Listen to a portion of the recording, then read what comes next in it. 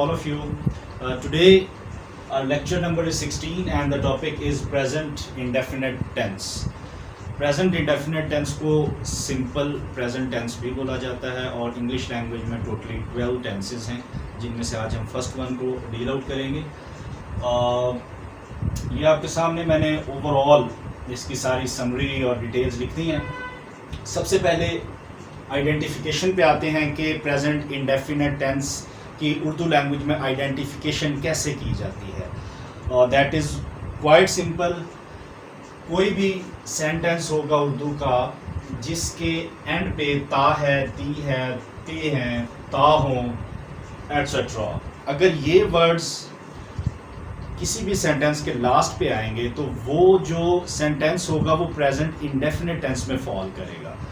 For example ये कुछ मैंने यहाँ पे उर्दू के सेंटेंसेस लिखे हैं, आप इनको ज़रा देखिए। हम स्कूल जाते हैं, ते हैं, मैं स्कूल जाता हूँ, ता हूँ, वो स्कूल जाते हैं, ते हैं। ये तो हो गया इसकी आइडेंटिफिकेशन के लिहाज से डिटेल के किस तरह हम इसको आइडेंटिफाई करेंगे। उसके बाद जो अगला स्टेप होता है किसी भी टेंस में वो होता है कि how to deal out with the structure of that tense.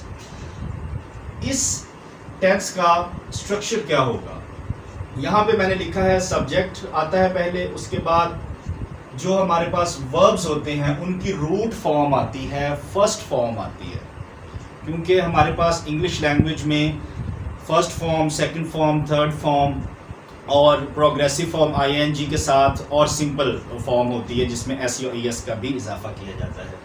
तो उनमें सबसे पहली जो फॉर्म होती है जिसको हम यूजुअली फर्स्ट फॉर्म बोलते हैं, very basic form of a verb, root form भी उसको बोलते हैं, वो इसमें यूज़ होती है। उसके बाद आपका ऑब्जेक्ट होता है, वो कुछ भी हो सकता है, सब्जेक्ट होता है पहले, वो भी कुछ भी हो सकता है।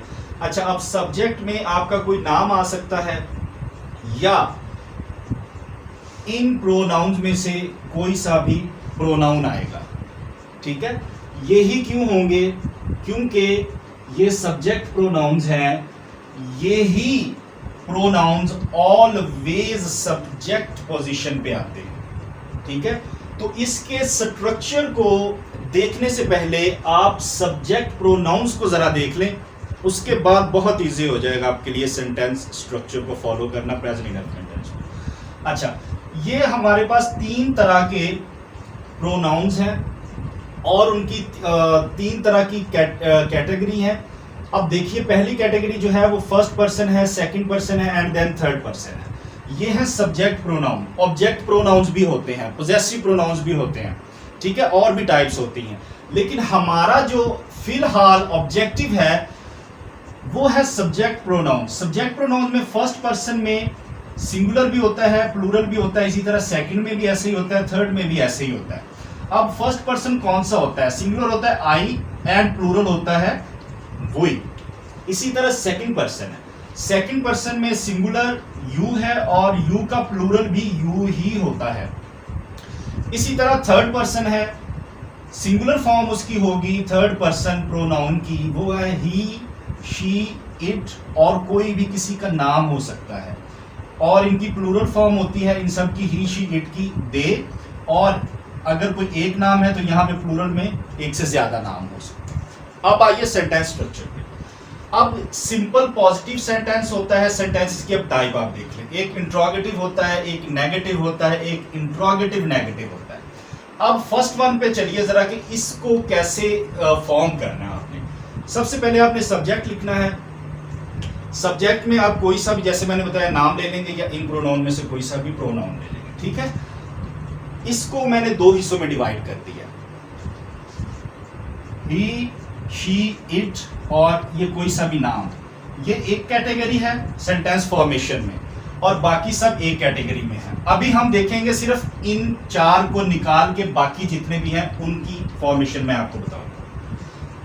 सब्जेक्ट की जगह पे आप आई भी लगाओगे या वी लगा दो या यू यूज करो या दे प्रोनाउन यूज करो, ठीक है। अगर ये चार होंगे, 1 2 3 4, तो इनके साथ हमेशा फर्स्ट फॉर्म यूज होगी रूट वर्ब के, ठीक है। इसमें कोई एस, कोई ई एस, नथिंग, आपने इसके साथ कोई इजाफा नहीं करना है। ये सिंपल फर्स्ट फॉर्म आपने एज इट इज लिखनी है, किन के साथ? आई, वी, यू, दे। उसके बाद आपके पास ऑब्जेक्ट है, ऑब्जेक्ट आपका कोई भी हो सकता है। मैंने फॉर एग्जांपल यहां पे टू स्कूल लिया है, ठीक है। आई गो टू स्कूल, मैं स्कूल जाता हूं। वी गो टू स्कूल, हम स्कूल जाते हैं। You go to school and they go to school. अच्छा, ये हो गया सिंपल पॉजिटिव सेंटेंस। उसके बाद सेकंड टाइप है इंट्रोगेटिव सेंटेंसेस। इंट्रोगेटिव सेंटेंसेस किस तरह फॉर्म किए जाते हैं प्रेजेंट इंडेफिनिट टेंस में? बहुत आसान है, कुछ भी करना नहीं है, सिर्फ ये करना है कि जो आपके पास सिंपल सेंटेंस होता है प्रेजेंट इंडेफिनिट टेंस में, तो जब आपने उसका इंट्रोगेटिव बनाना है यानी कि सवालिया फिक्रा बनाना है, तो आपने उस सेंटेंस के बिल्कुल स्टार्ट में आपने डू का यूज करना है। When you are going to use these pronouns, I, we, you, they, ठीक है। इन प्रोनाउंस के साथ आपने ऑलवेज डू का यूज करना है। ये डू ऑक्सिलरी वर्ब भी कहलाता है, लिंकिंग वर्ब भी कहलाता है और हेल्पिंग वर्ब भी कहलाता है। तो बाकी सेंटेंस आपका बिल्कुल सेम रहेगा। Do I go to school, question mark, क्या मैं स्कूल जाता हूं, क्या हम स्कूल जाते हैं, क्या तुम स्कूल जाते हो, क्या वो स्कूल जाते हैं। इसके बाद है नेगेटिव।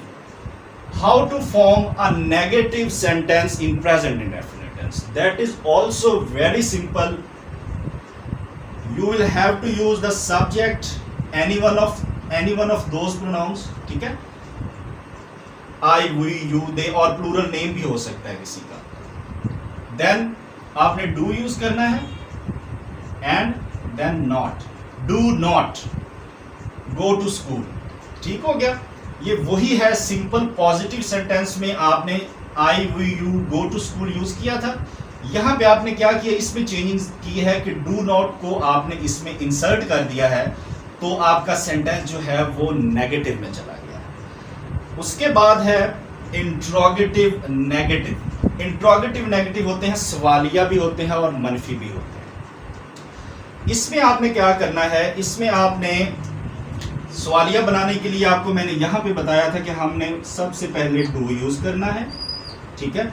उसके बाद इन प्रोनाउंस में से कोई सा भी सब्जेक्ट प्रोनाउन यूज कर सकते हो, या कोई प्लूरल नाम, दो नाम यूज कर सकते हो या दो से ज्यादा। जब आप ये कर लोगे तो उसके बाद आपने नॉट को यूज करना है and then first form of verb and then your object. This will be the interrogative negative sentence of present indefinite tense. अच्छा, ये देखिए जरा, y मैंने यहां पे ऐड किया है, WH word. Why do I not go to school? मैं स्कूल क्यों नहीं जाता हूं, ठीक है। तो जब भी आपने WH वर्ड यूज करना है तो वो आपने हमेशा ऑक्सिलरी वर्ब या लिंकिंग वर्ब या हेल्पिंग वर्ब से पहले लगाना है। सबसे पहले आपका Y आएगा, देन आपका वही सेंटेंस जो कि आपने ऊपर यूज किया है, डू आई नॉट। ये सेम का सेम सेंटेंस आपने यहाँ पे आपने कॉपी पेस्ट कर दिया, तो ये आपका WH वर्ड का यूज हो गया। ये एक इसकी और फॉर्म होती है, वाई डोंट और आगे वो वाला। इसमें आपने क्या किया है, इसमें आपने ये वाला जो नॉट है ना, जो निगेशन है, जो नेगेटिव कर रहा है आपके सेंटेंस को, ये आप स्टार्ट में ले आए हो।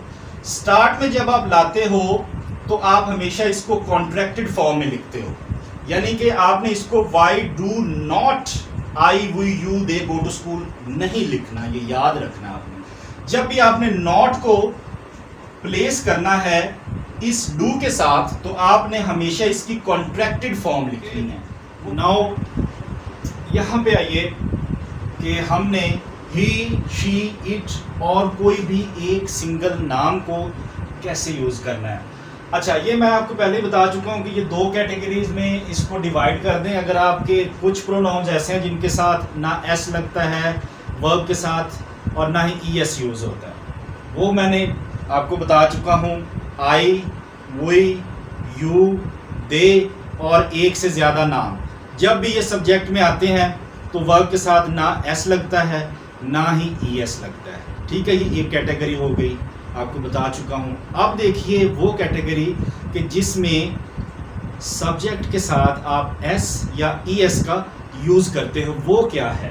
वो है ही, शी, इट और एनी नेम थर्ड पर्सन। इनका स्ट्रक्चर देखिए, he, she, it as a subject, ठीक है, और कोई भी साथ में सिंगल नेम हो सकता है, मेरा हो सकता है, अजहर आपका हो सकता है, व्हाट्सएवर, ठीक है। उसके बाद हम यूज करते हैं verb, V1 first form of verb, उसके साथ या तो एस लगेगा या ई एस लगेगा, उसके बाद ऑब्जेक्ट आएगा। क्लियर होगी इतनी बात आपको? अब आपके माइंड में ये आ रहा होगा कि एस कहाँ पे लगाना है और ई एस कहाँ पे लगाना है। बहुत आसान है, ये सफिक्स लिखे हैं मैंने। सफिक्स उन वर्ड एलिमेंट्स को या स्ट्रिंग्स को बोलते हैं जो किसी भी वर्ड के एंड पे लगते हैं, या आप कह लें कि उस एडजेंट कह लें, या उसको जो लास्ट पे उसके साथ ज्वाइंट होते हैं। फॉर एग्जांपल ये देखिए ज़रा, अच्छा ये वाले 1 2 3 4 5 6 7, ठीक है, ये जब भी किसी वर्ब के एंड पे आएगा एस या डबल एस, ठीक है। For example express double S है, ये वर्ब है। इसी तरह एस एच अगर आएगा जैसे वॉश में आ रहा है, अगर सी एच है जैसे वॉच में आ रहा है, अगर ओ है जैसे गो में आ रहा है, जैसे mix, X and G, glitz and Y, I S.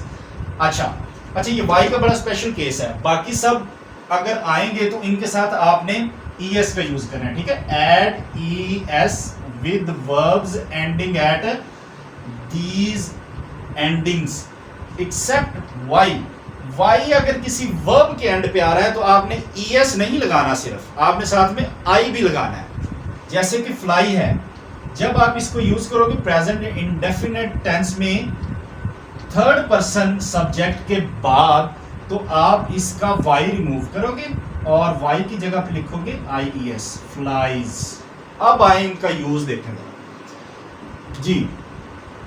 Subject के तौर पे आपके वो प्रोनाउंस आ गए, थर्ड पर्सन प्रोनाउन, ठीक है, सिंगुलर।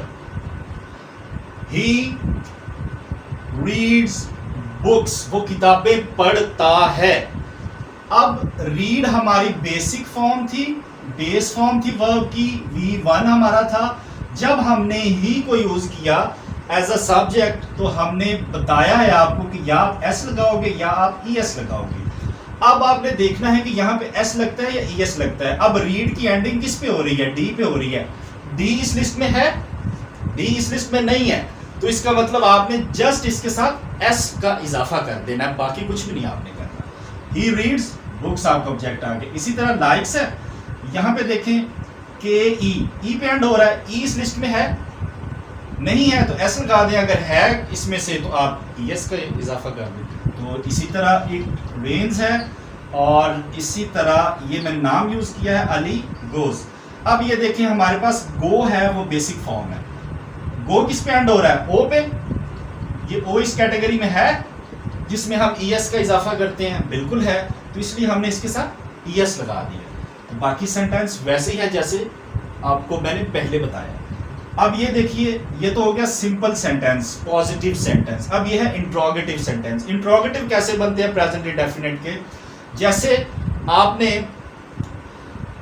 आई, वी, यू, दे और प्लूरल जो नेम्स हैं उनका आपने जब इंट्रोगेटिव बनाया था तो आपने सबसे पहले डू को यूज किया था, ऑक्सिलरी वर्ब जो है हमारा। यहाँ पे आपने क्योंकि एस और ई एस का इजाफा करना होता है ही, शी, इट के केस में, तो लिहाजा आप डू के साथ भी ई एस का इजाफा करके इसको डज लिखेंगे हमेशा।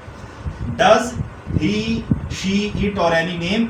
और उसके बाद जो है वेरी इंटरेस्टिंग, वर्ब की फर्स्ट फॉर्म लगेगी, ना एस लगेगा ना ई एस लगेगा, क्योंकि इसका आसानी के लिए, समझने के लिए, याद रखने के लिए, क्योंकि इसका जो हमने ऊपर एस यूज किया था ये सब के साथ, वो समझ लें कि डू के साथ चला गया, एस या ई एस, ठीक है। तो ये आसानी की टिप दे रहा हूं। तो जब आपने इंट्रोगेटिव बनाना है तो डज, जब डज लगना है तो उसके बाद एस और ई एस नहीं लगना वर्ब के साथ। इसी तरह ये एग्जांपल है, ये भी देख लें। इसके बाद है जी नेगेटिव। नेगेटिव सेंटेंस आपने कैसे बनाना है? नेगेटिव सेंटेंस में सबसे पहले आपके पास ये सब्जेक्ट्स आएंगे, कोई सा भी एक हो सकता है इनमें से। उसके बाद आपने डज नॉट यूज करना है। पिछले प्रोनाउंस में आपने डू नॉट यूज किया था। इन चार को याद करने बस, ही, शी, इट और नेम, इनके साथ ऑलवेज डज नॉट आएगा। और वर्ब की बिल्कुल सिंपल बेस या रूट फॉर्म आएगी verb, without S, without ES. उसके बाद है इंट्रोगेटिव नेगेटिव, बिल्कुल सेम वही स्ट्रक्चर ही है सारा। अब आपने देख लिया होगा जो हमने आई, वी, यू, दे और प्लूरल नेम्स के साथ यूज किया। फर्क सिर्फ ही शीट में ये होता है कि इसमें एस और या ईएस का इजाफा करते हैं। डू और डू की जगह हम डस कर देते हैं, और फॉर्म ऑफ जो वर्ब होती है उसमें एस या ईएस का आप इजाफा करते हो। बस यही इसमें डिफरेंस है। पिछले में आपने देखा था कि डू लगाया था मैंने, और यहाँ पे आई, वी, यू, दे था, और आगे वर्ब की फर्स्ट फॉर्म थी। यहाँ पे आपने डू को डस कर देना है, बाकी कुछ भी चेंज नहीं करना, बाकी सब कुछ सेम ही है। यहाँ पे भी वर्ब की फर्स्ट फॉर्म है, ना एस है ना ईएस है। ये भी मैंने आपको बता दिया, WH वर्ड आप सबसे पहले लिखते हो, ऑक्सिलरी वर्ब से भी पहले लिखते हो, ठीक है। तो why does he, she, it, Ali not work, क्यों वो काम नहीं करता है, ठीक है। तो ये सारा मैं आपको पहले भी एक्सप्लेन कर चुका हूँ। ये सिर्फ इनका डिफरेंस आपको बताने के लिए ये बहुत ज़रूरी था, और क्योंकि इसका पार्ट भी है, तो लिहाजा ये था आपका प्रेजेंट इंडेफिनिट टेंस। इसकी समरी में आपको बता देता हूँ, याद रख लें। प्रेजेंट इंडेफिनिट टेंस में ऑलवेज वर्ब की फर्स्ट फॉर्म यूज होती है। फर्स्ट फॉर्म यूज करने के इसमें दो तरीके होते हैं। एक तो आप फर्स्ट फॉर्म यूज करते हो, ना उसके साथ एस लगता है ना ही उसके साथ ईएस लगता है, ठीक है। वो कब होता है? वो तब होता है जब आप सब्जेक्ट में कोई भी प्लूरल नेम यूज करते हो, यानी कि दो नाम या दो से ज्यादा, या आप प्रोनाउन यूज करते हो। वो कौन से हैं? वो चार ही हैं सिर्फ, आई, वी, यू और दे। अगर ये आ जाएंगे तो वर्ब की फर्स्ट फॉर्म आएगी, ना एस आएगा ना ईएस आएगा। और जो इंट्रोगेटिव बनाने के लिए सबसे पहले डू यूज करेंगे, और उसके बाद नॉट यूज करेंगे, और इसी तरह वो सब कुछ मैंने आपको बताया है। अब ही, शी, इट और सिंगल नाम के साथ आपने क्या करना है? वो जो पहले किया उसका ज़रा आपने थोड़ा सा उसमें इजाफा कर देना, और कुछ भी नहीं करना। डू की जगह पे डज कर देना है, और फर्स्ट फॉर्म ऑफ वर्ब के साथ एस या ईएस कर देना है। अब एस कब लगाना है वो बहुत आसान है। अगर इनमें से कोई वर्ड होगा तो ईएस कर देना है, बाकी सब वर्ब्स के साथ आपने एस यूज करना है। So thank you so much for watching.